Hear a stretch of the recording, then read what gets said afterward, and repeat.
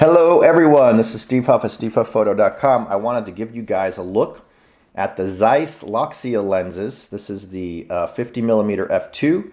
This is the 35mm f2. And I think it's Loxia, or is it Loxia? I'm going to say Loxia. Truth be told, I'm a reviewer. I review stuff all the time, and I really don't watch other reviews because I don't want to get something in my head if they found something. I want to find it for myself. I want to use it for myself without being influenced by other reviews. So I think it's Loxia, but in any case, these are them. They're pretty hefty. They feel like a Leica M lens. They're solid as a rock. They feel, for example, much more solid than, say, this Sony Zeiss 35 f2.8. This feels like a feather compared to this 35. The 35 is heavier than the 50. So here they are. Oh, that's a good comparison. You can see they're not that much bigger. If I take off the hood, there you go. There's the Zeiss 35 f2.8 for the full frame Sony system. Here is the Loxia. You can see they're not much, it's not much bigger at all, but you're getting an f2 with Zeiss color pop. This right here, ladies and gentlemen, is an amazing lens. The Loxia line, I keep changing that, is beautiful. The lenses are gorgeous. They're also hard to find in the US right now. They're out of stock pretty much everywhere. And I actually asked Zeiss, because I've been testing these just for 2 days and I love them so much. I wrote them and said, can I buy these review samples from you? I was ready to pay my money right there. And they said I couldn't because they're on loan from Germany, but they can order me one, but they don't know how long the wait is. They're very popular. Zeiss told me that the sales have exceeded expectations. So they're back ordered pretty much everywhere. I've only taken a few snaps with each one, but I can tell you that they both give you blistering sharpness and detail where you need it at the focus point. Amazing bokeh and creamy backgrounds. Some say bokeh, same thing. The creamy backgrounds, the Zeiss color, and the Zeiss 3D pop, it's all here. Now, I used to be a big fan of using Leica M lenses on the Sony A7 because of the size and the manual focus and the build and the quality, the pop. Well, I'm going to tell you right now that these two are a much better solution than using a Leica M or a Zeiss M Mount 35 or a 50. These guys are built for the Sony system, and I'm talking about on your Sony. They're made for the Sony full-frame A7 system, so they're going to give you outstanding results. You're not going to have colored edges. You're not going to have fringing. You're not going to have issues with these lenses because they're designed and built for the Sony system. There's an A7s. I have my A7II over here with the 16 to 35. But I'm going to tell you right now that these two lenses are pretty much works of art. And I'll tell you why.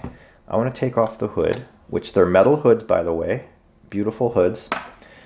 The focusing, they're manual focus. But if you have your Sony set up to magnify, as soon as you turn the focus ring, it's so easy to focus on your subject. I don't even use the peaking anymore. I just use the magnify. And these lenses will automatically engage that on your A7 camera. The manual focusing action here is like, it feels damped and silky smooth. This is probably the best manual focus action I've felt in a long time. Better than most Leica lenses. Because it feels almost like you're turning it and it's floating in oil or something. It's just so damped and smooth. Then you have your aperture dial at the bottom here, which goes from f2 all the way to f22. So there's your aperture dial. It has solid clicks, yet they're not too hard to move, yet they're not going to move by themselves like some lenses, which I can't stand when that happens. So the aperture ring is nice. You have all metal construction here, all metal construction here, and it's true Zeiss quality right here.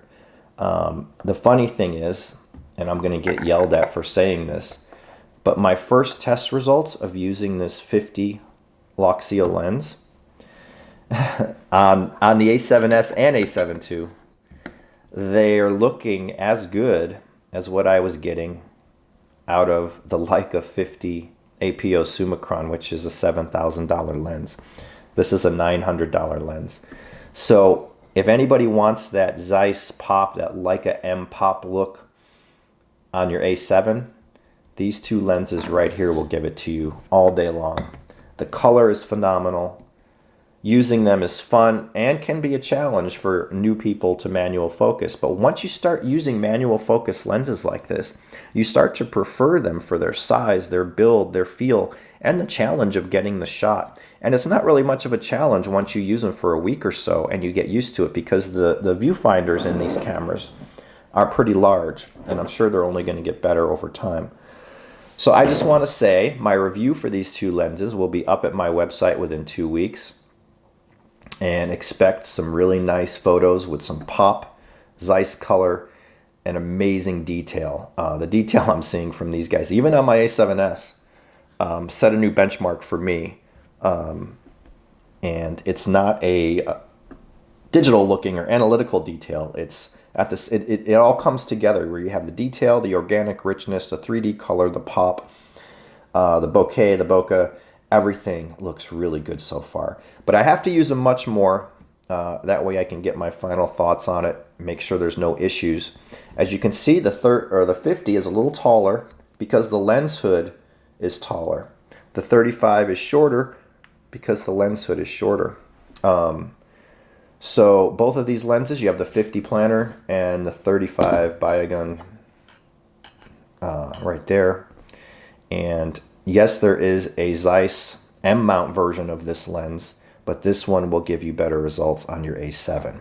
And it's around the same price or so. I think it's like $1,200 for the 35, $999 or something like that for the 50.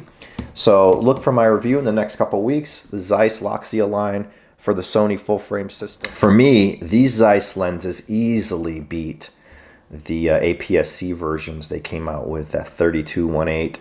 In build, in size, in function, in rendering. These are amazing. So if you want to step into manual focus on your Sony A7, keep an eye out, guys. Look for my review at stevehufffphoto.com. Until then, thank you. Bye.